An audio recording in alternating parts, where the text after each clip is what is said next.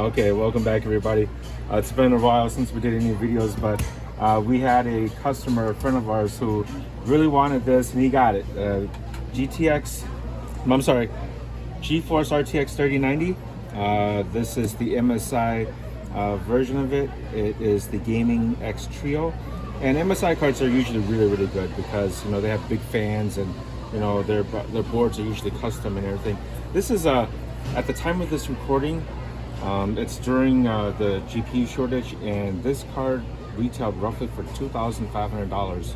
That's with tax and shipping.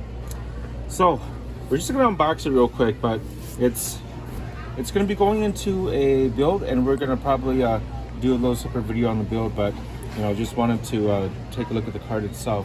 You can get them; they're just expensive, And so what is this? The Trifrozer, I guess that's what they're calling their fans, right? And let's see, airflow. So they're designing it. It's probably a certain rake angle of the fan that puts the really pushes the air down, and their GPU core touch pipes. So, but yeah, 24 gigs of GDDR6 on a 384-bit bus, and so it's the most powerful card you can get right now. The box is in great shape, immaculate. It was shipped in here, so let's take a look at what you get when you buy it. This is the MSI version, and let's see. Wow, look at that! It slides out like a drawer. It's pretty awesome. Yeah, it is pretty cool. Well, they don't really screw up with that, do much of the packaging. Some people overdo in the packaging, but here we have. This is going to be the GPU holder. So this is kind of like, did your 2080 come with a GPU holder? I don't remember. No, because I had my... Oh yeah, you had the case had it, right? Yeah, my case had it because I angled it. Okay, so this is for, because so they include the GPU holder, and let's open it and take a look at it, because these cards are so long, and you're gonna probably need it, so for the price, I'm glad they included. This looks like the 3080 holder too, so it's pretty robust, and it's got this already cut out. It's a foam, a rubberized foam, and it's basically just glued on there. And so I'm sure if it doesn't fit, you can trim it to whatever it is. But you see here on the side, you can adjust that and move it up and down. And they give you an additional strip, and this is a larger strip and a smaller strip. So for you to adjust and put in whatever way you want to.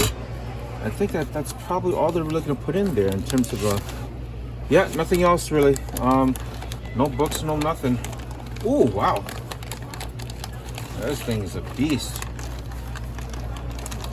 Oh, that's not a joke, dude.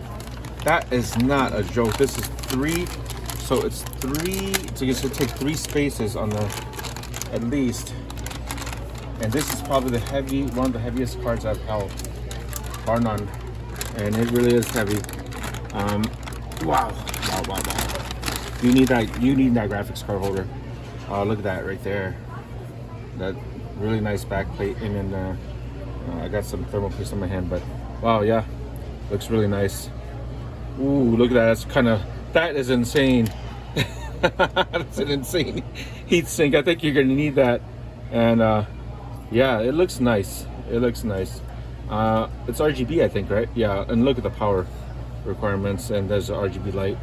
And see the back, it's HDMI, DisplayPort. But yeah, definitely it's going to be, if you see here, it's triple slot. So that's going to take up a lot of space. We're going to put it into the NZXT H51 case, so we're going to vertical mount it, and I already have a PCI riser cable for it. But yeah, it's definitely heavy. I'll let Tu hold it and see what he thinks, man. Oh Yeah. It's actually heavy. Yeah, that's one of the heavier cards that I've held so far. But yeah, that is beefy right there. Yeah, but we have a 1,200 watt power supply from Main Gear, and and I believe it should handle it because a lot of the power is just on the single rail, and we'll see how it works, But thanks for watching. Any questions or comments, please post at the bottom of the video.